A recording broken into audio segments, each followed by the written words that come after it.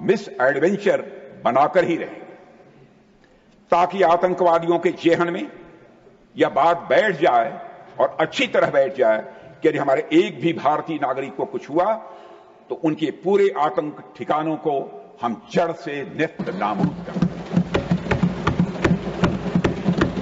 इसलिए सभापति महोदय, मैं मानता हूं कि प्रधानमंत्री मोदी जी के नेतृत्व में किया गया ऑपरेशन सिंदूर एक गेम चेंजर साबित हुआ है। सभापति महोदय, यह तो रही वर्तमान की बात, लेकिन भविष्य के हिसाब से ऑपरेशन सिंदूर का महत्व यह है कि भारत का नागरिक अब किसी सॉफ्ट देश का वल्नरेबल सिटीजन नहीं है, बल्कि एक आम भारतीय अब एक मजबूत भारत का स्वाभिमानी नागरिक है। सभापति महोदय, अभी कल ही लोकसभा में अपने संबोधन के दौरान मैंने इस बात का जिक्र किया था कि लोकतंत्र में जनता द्वारा विपक्ष को यह दायित्व सौंपा जाता है कि वह सरकार से उचित प्रश्न पूछे। खैर, विपक्ष ने जो प्रश्न पूछे उनका जिक्र मैं कल कर चुका हूं, इसलिए आज चर्चा नहीं करूंगा। आज मैं एक और बात आपके सामने कहना चाहूंगा कि लोकतंत्र में जनता द्वारा विपक्ष को प्रश्न पूछने के अलावा एक और जिम्मेदारी दी जाती है सभापति महोदय, और वह जिम्मेदारी है, अगर विपक्ष को सत्ता पक्ष की कोई नीति या कार्रवाई अनुचित प्रतीत होती है, पसंद नहीं आती है, तो उसके स्थान पर एक अल्टरनेटिव पॉलिसी या एक्शन प्लान विपक्ष को प्रपोज करना चाहिए। सभापति महोदय, यदि इस ऑपरेशन सिंदूर के परिप्रेक्ष्य में देखा जाए तो जब हमारे भारतीय माताओं और बहनों का सिंदूर उजड़ा था तो हमारी सरकार को जो उचित लगा हमने वह किया, और 100 से अधिक आतंकियों को मौत के घाट उतारने में कामयाब हुआ। मैं यहां यह भी कहना चाहूंगा सभापति महोदय, आज भी ऑपरेशन सिंदूर पर मात्र पूर्ण विराम नहीं है, कामा है, फुल स्टॉप नहीं है। अगर किसी को यह लगता है कि हमने ऑपरेशन सिंदूर करके ठीक नहीं किया, तो मैं उन्हें आमंत्रित करता हूं, वह जनता को बताएं कि उनके पास इसका अल्टरनेटिव एक्शन प्लान क्या है। हमारी माताओं बहनों का सिंदूर उजड़ गया, तो क्या हम पाकिस्तान के साथ डिप्लोमेटिक एंगेजमेंट करें? क्या हम पाकिस्तान को डोजियर सौंपें?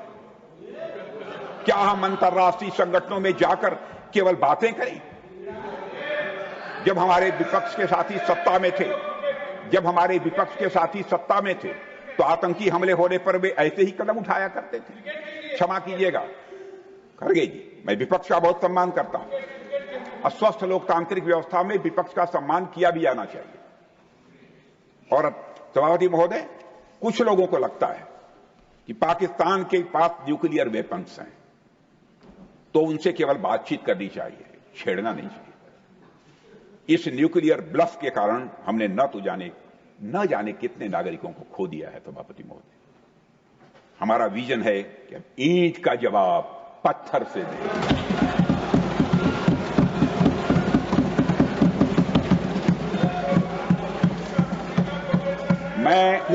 मैं केवल विपक्ष के सम्मानित सदस्यों से ही नहीं, बल्कि सभी सम्मानित सदन के सदस्यों से मैं कहना चाहूंगा, आज नागपंचमी है।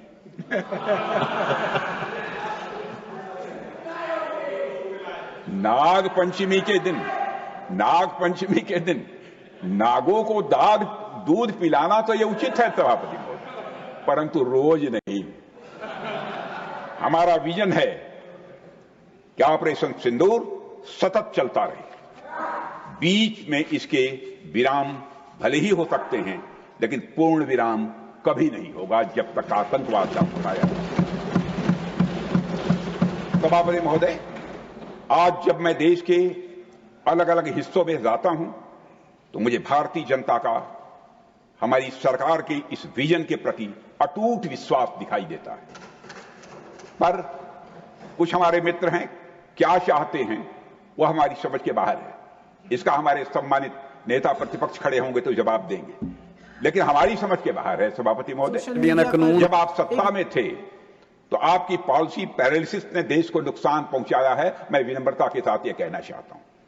और आज जब आप विपक्ष में हैं तो आपकी पॉलिसी बैंक करप्सी देश के लिए और लोकतंत्र के लिए चिंता का विषय बन चुकी है। सभापति महोदय, हमारे विपक्ष के कुछ मित्र यह भी कह रहे हैं कि ऑपरेशन सिंदूर के दौरान हमें पाक ऑक्युपाइड कश्मीर यानी पीओके पर कब्जा कर लेना चाहिए था, पहले क्यों नहीं किया? जब मैं विपक्ष के अपने साथियों से यह बातें सुनता हूं, सभापति महोदय, मुझे आश्चर्य होता है कि ये लोग मन से यह बातें कर रहे हैं या केवल सिर्फ दिखावा मात्र है। खैर जो भी हो, खैर सभापति महोदय जो भी हो, हमेशा से ही भारतीय जनता पार्टी का और खुद मेरा भी यह स्टैंड रहा है कि वह दिन जरूर आएगा जब पाक ऑक्युपाइड कश्मीर के लोग, जब पाक ऑक्युपाइड कश्मीर के लोगों को भारत की शासन व्यवस्था का अंग बनने का सौभाग्य प्राप्त होगा। मुझे विपक्ष के अपने साथियों की इस मांग पर इसलिए आश्चर्य हो रहा है क्योंकि विपक्ष में जो लोग आज बैठे हैं, जब उनकी सरकार थी तो उन्होंने जो काम किया वह आज की मांग के ठीक विपरीत है। मैं उत्तर प्रदेश के पूर्वांचल का रहने वाला हूं, बनारस का। कर्म क्षेत्र हमारा उत्तर प्रदेश की राजधानी लखनऊ है, जहां से मैं सांसद हूं। और हमारी पूरब में बहुत पुरानी कहावत है, बचपन की वो कहावत मुझे याद है, बाप मरा अधियारे मां, बाप मरा अधियारे मां, बेटवा का नाम पावर हाउस। माने बाप तो अंधेरे में मर गया लेकिन बेटे का नाम पावर हाउस। यानी बाप जीवन भर अंधेरे में रहा और बेटे ने अपना नाम पावर हाउस रख लिया। सभापति महोदय, जब हमारे कुछ मित्र जो आज कभी सत्ता में थे, आज विपक्ष की चेयर पर बैठे हैं, जब वो देश की शासन व्यवस्था चला रहे थे तो उन्होंने और उनके पॉलिटिकल सीनियर्स ने भारत में हुए आतंकी हमलों के जवाब में पाकिस्तान पर कोई कार्रवाई नहीं की, क्योंकि उन्हें डर था कि पाकिस्तान एक न्यूक्लियर वेपन स्टेट है। और आज जब हम पाकिस्तान को मुंह तोड़ जवाब दे रहे हैं तो मुझे इस अंधेरे और पावर हाउस वाली बाप बेटे की कहानी स्वाभाविक रूप से याद आ रही है, इसलिए मैंने उसकी चर्चा की। आज विपक्ष के हमारे साथियों को का पीओके प्रेम देखकर मुझे एक गजल भी याद आ रही है, जिसका एक शब्द बदल कर मैं आपको सुनाना चाहता हूं। गजल भी सुना रहा हूं पूरी ईमानदारी के साथ, एक शब्द बदल कर मैं गजल सुना रहा हूं। पीओके लुटने का सबब पूछो न सबके सामने, पीओके लुटने का सबब पूछो न सबके सामने, नाम आएगा तुम्हारा ये कहानी फिर सही। खैर देर से ही सही, सभापति महोदय, खैर देर से ही सही, खैर देर से ही सही। Take your seat. You are not allowed. Mr. Abdullah Suman, take your seat. Nothing is going on. Take your seat. माननीय गृह मंत्री, मैंने खड़े होने दिए, खड़े हुए विपक्ष का ये फर्ज बनता है, खड़े होते हैं तो शोर मत मचाइए, नहीं खड़े रहूंगी। खैर देर से ही सही, अगर विपक्ष के हमारे साथियों को सद्बुद्धि आई है तो मैं उन्हें आश्वस्त करता हूं कि देश की जनता का आशीर्वाद रहा और ईश्वर की इच्छा रही तो वह दिन दूर नहीं जब पाक ऑक्युपाइड कश्मीर लोगों को भी घर वापसी होगी। और वह दिन, सभापति महोदय, सदन में मैं बहुत सोच समझकर नाप तोल कर बोल रहा हूं, वह दिन आएगा, निश्चित समय नहीं बतला सकता, जरूर आएगा, जबकि पीओके के लोग, जबकि पाक ऑक्युपाइड कश्मीर के लोग बोलेंगे मैं भी भारत हूं।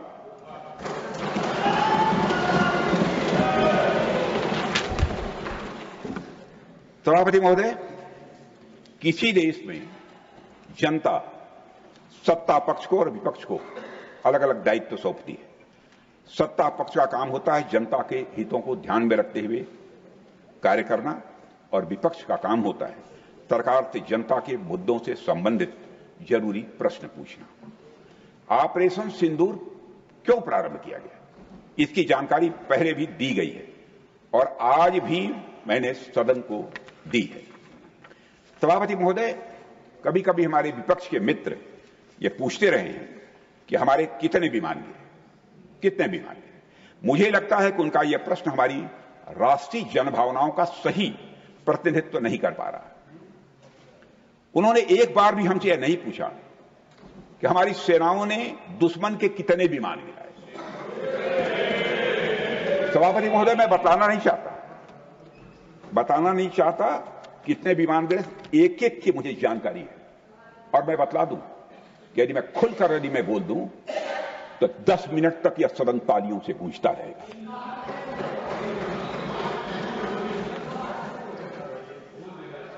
यदि उन्हें प्रश्न पूछना ही है, सभापति महोदय, यदि यह प्रश्न पूछना ही है तो उनका प्रश्न यह होना चाहिए, क्या भारत ने आतंकवादी ठिकानों को तबाह किया?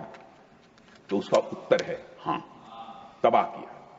मैं विपक्ष से कहना चाहता हूं कि आपको प्रश्न पूछना है तो यह प्रश्न पूछिए, क्या ऑपरेशन सिंदूर सफल रहा? तो उसका उत्तर है हां। आपको प्रश्न पूछना है तो यह प्रश्न पूछिए कि जिन आतंकियों ने हमारी बहनों, हमारी बेटियों का सिंदूर मिटाया, क्या हमारी सेनाओं ने ऑपरेशन सिंदूर में उन आतंकियों के आकाओं को मिटाया? तो इसका उत्तर है हां। और आपको प्रश्न पूछना है तो यह पूछिए, इस ऑपरेशन में क्या हमारे जाबाज सैनिकों की कोई क्षति हुई है? तो उसका उत्तर है नहीं, हमारे सैनिकों की कोई क्षति नहीं हुई। अब चूंकि विपक्ष के मित्र ऑपरेशन सिंदूर को लेकर उचित प्रश्न नहीं पूछ पा रहे हैं तो मैं उन्हें क्या बताऊं। मैं लगभग 40 वर्षों से राजनीतिक क्षेत्र में काम कर रहा हूं। सभापति महोदय, सत्ता पक्ष हो या विपक्ष हो, अपनी पार्टी हो या दूसरी पार्टी, कभी भी किसी के साथ दलगत राजनीति को मैंने शत्रुतापूर्ण तरीके से नहीं देखा है, कभी भी नहीं देखा। इसलिए आज अगर विपक्ष प्रश्न पूछने में असफल है तो मैं विपक्ष को उनके इस काम में थोड़ी सी मदद अपनी योग्यता क्षमता के अनुसार जो भी कर सकता हूं मैं करना चाहता हूं। मैं विपक्ष से यह कहना चाहता हूं कि यदि आज हम लोग सत्ता पक्ष में हैं तो ऐसा नहीं है कि ताज जिंदगी हम लोग सत्ता पक्ष में ही बने रहेंगे भी बहुत लंबे समय तक, लेकिन ताज जिंदगी कोई न रहा है न रहेगा। एक लंबा समय हमने विपक्ष में काम किया है, लंबा समय विपक्ष में गुजारा है। एक लंबा समय हमने सरकारों से, उस समय की सरकारों से सवाल पूछने में भी लगाया है। जनता ने जब हमें विपक्ष में रहने का दायित्व सौंपा था तो हमने विपक्ष में रहकर विपक्ष की भूमिका को बड़े ही सकारात्मक तरीके से निभाया है। विपक्ष में रहकर हमने कैसे प्रश्न पूछे, इसके कुछ उदाहरण मैं आपके सामने रखना चाहता हूं। 1962 में, 1962 में चीन के साथ हुए युद्ध में जब दुखद परिणाम आया तो हमने सरकार से प्रश्न जो पूछे थे, लेकिन वह प्रश्न यह था कि हमारे देश की धरती पर दूसरे देश का कब्जा कैसे हो गया प्रधानमंत्री? 62 में पूछा था। हमने यह प्रश्न पूछा था कि हमारी सेना और हमारी जनता को क्यों अपमानित होना पड़ा था। हमने यह प्रश्न पूछा था कि बड़ी संख्या में हमारे सैनिक हताहत क्यों हुए। हमने यह प्रश्न नहीं पूछा था कि हमारे टैंक, हमारी मशीनें, हमारी बंदूकें क्यों ध्वस्त हो गई, यह नहीं पूछा था। मशीनों और तोपों की चिंता न करके हमने भारत की भूमि और देश के सैनिकों की चिंता की उस समय। सभापति महोदय, इसी तरह 71 के युद्ध में, 71 में जब श्रीमती इंदिरा गांधी जी भारत की प्रधानमंत्री थी, जब भारत ने पाकिस्तान को सबक सिखाया तो हमने अपने राजनीतिक और सैन्य नेतृत्व की प्रशंसा की। श्रीमती इंदिरा गांधी इस्तीफा छोड़िए, जिम्मेदारी ली।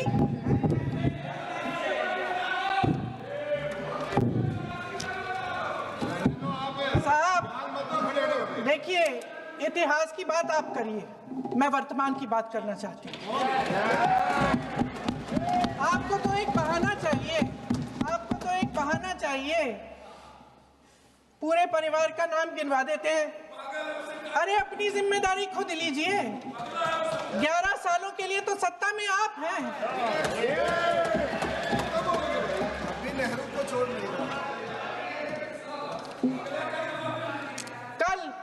कल माननीय गौरव गोगोई जी ने अपने भाषण में पूछा गृह मंत्री जी से, क्या आपकी जिम्मेदारी नहीं थी? मैं देख रही थी।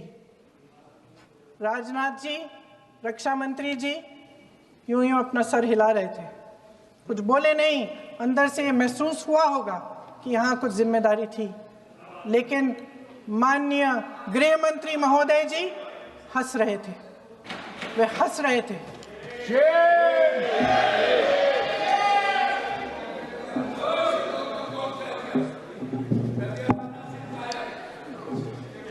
अध्यक्ष महोदय, कल सत्ता पक्ष और आज भी सत्ता पक्ष के नेताओं ने 2008 के मुंबई के हमलों का जिक्र किया, बार बार कहा कि मनमोहन सिंह जी की सरकार ने कुछ नहीं किया।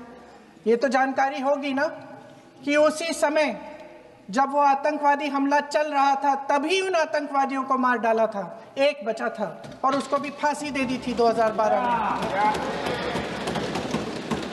महाराष्ट्र के मुख्यमंत्री ने इस्तीफा दिया, देश के गृह मंत्री ने जिम्मेदारी लेकर इस्तीफा दिया।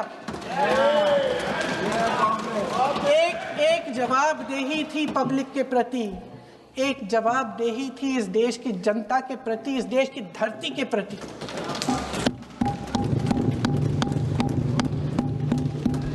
राजनाथ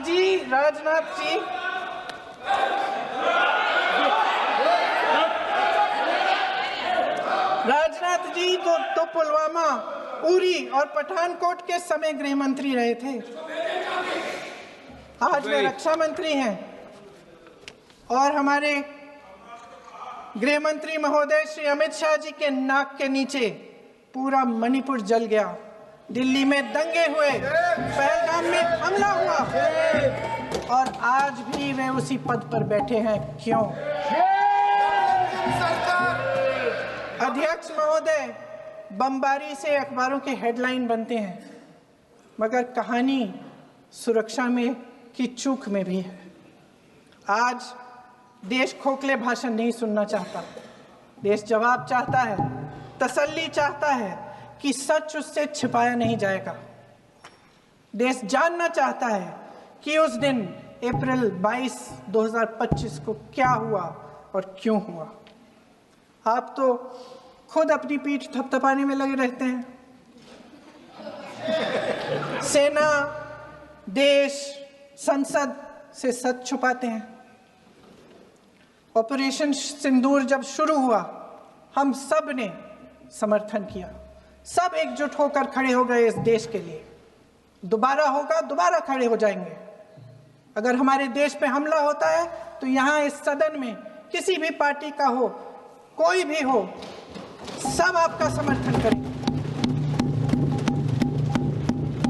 और हमें अपनी सेना पर गर्व है कि उन्होंने इस बार भी दृढ़ता से लड़ाई लड़ी, धैर्य से लड़ाई लड़ी, वीरता से लड़ाई लड़ी। लेकिन इस ऑपरेशन का सिंदूर का क्रेडिट, उसका श्रेय तो हमारे प्रधानमंत्री जी चाहते हैं। सही भी है, ठीक है, सही है, श्रेय ले। ओलंपिक्स में हमारा मेडल आता है, उसका भी श्रेय लेते हैं, लेकिन सिर्फ श्रेय लेने से नहीं होता नेतृत्व, जिम्मेदारी भी लेनी पड़ती है।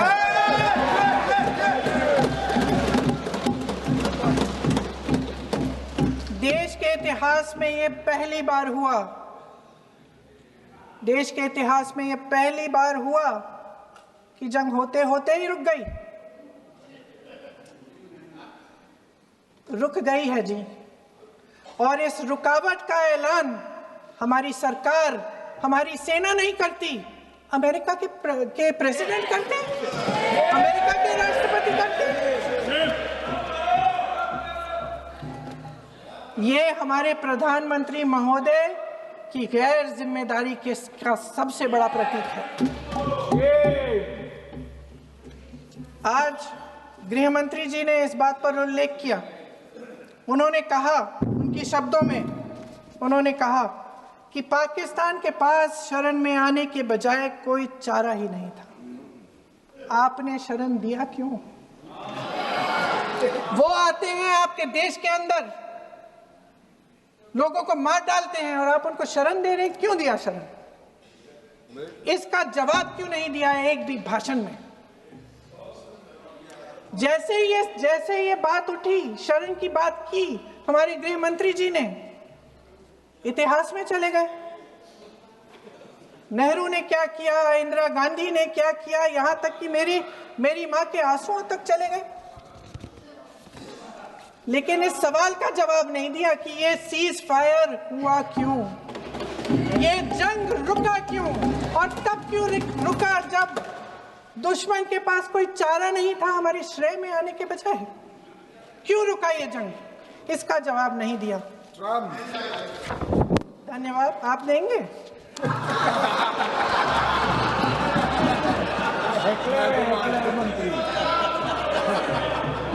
देना भाई देना, आपको टाइम मिलेगा तो। टाइम नहीं मिलेगा आपको शायद। वैसे महोदय, मेरी माँ की आंसू की बात किए, मैं इसका जवाब देना चाहती हूँ। मेरी माँ के आंसू तब गिरे जब उनके पति को आतंकवादियों ने शहीद किया, जब वे मात्र 44 साल की थी। और आज अगर मैं इस सदन में खड़ी हूं और उन 26 लोगों की बात कर रही हूं, मैं इसलिए कर रही हूं क्योंकि मैं उनका दर्द जानती हूं, महसूस करती हूं।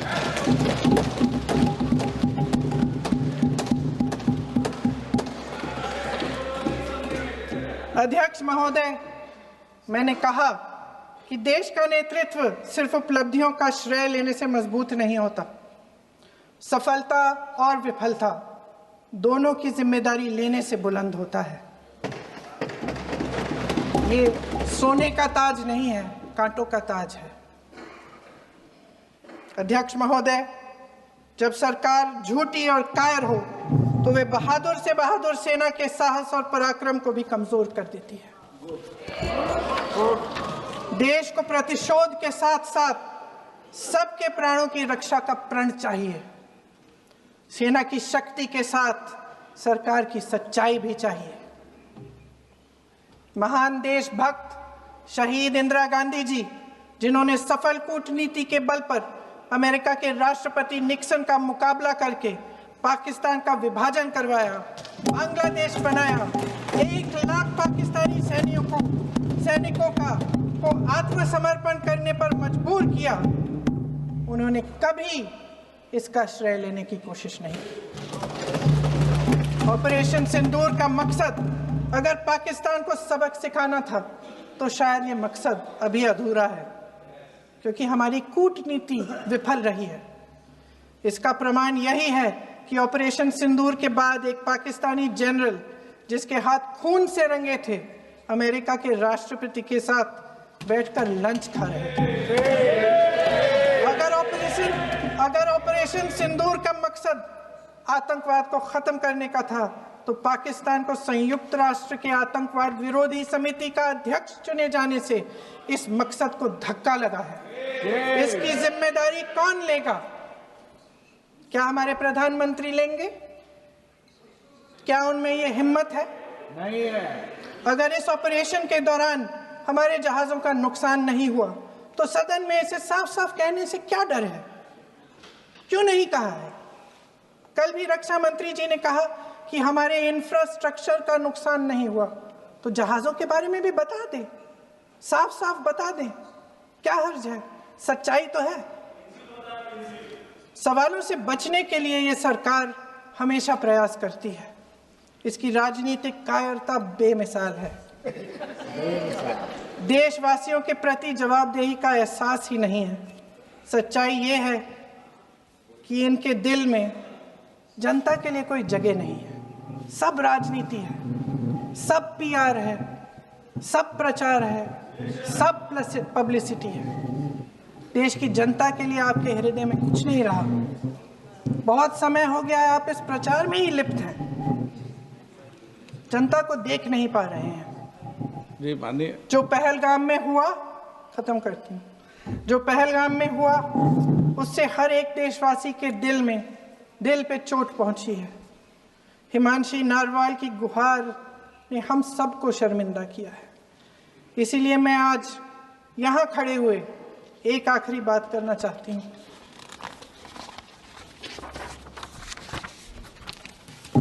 इस सदन में लगभग सभी के पास सुरक्षा है, सुरक्षा की व्यवस्था है। हम जहां भी जाते हैं हमारे साथ सुरक्षा कर्मी आते हैं।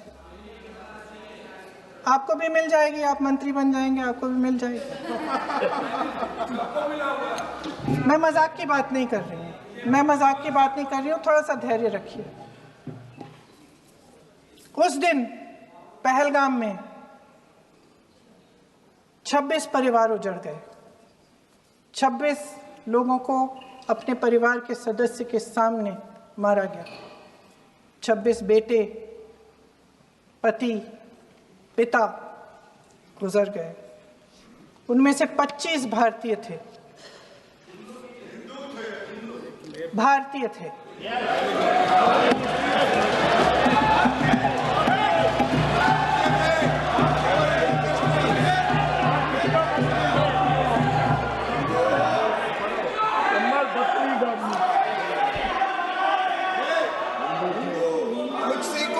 जितने भी लोग बैसारन वैली में थे और जो 25 भारतीय मारे गए, उनके लिए कोई सुरक्षा नहीं थी, कोई सुरक्षा नहीं थी। आप कितने भी ऑपरेशन कर डालें, आप इस सच्चाई के पीछे छुप नहीं सकते, इसे नकार नहीं सकते। आपने उनको सुरक्षित नहीं किया। कोई शर्म नहीं है, कोई शर्म नहीं है, कोई शर्म नहीं है और ना कभी होगी। सुन लीजिए, सुबह भी मैं शिव मंत्र बोल के आई हूं। इनको क्या पता शिव मंत्र क्या है? शिव मंत्र खत्म कर लूं अपना भाषण। शिव मंत्र मैं एक बार उन 25 भारतीयों के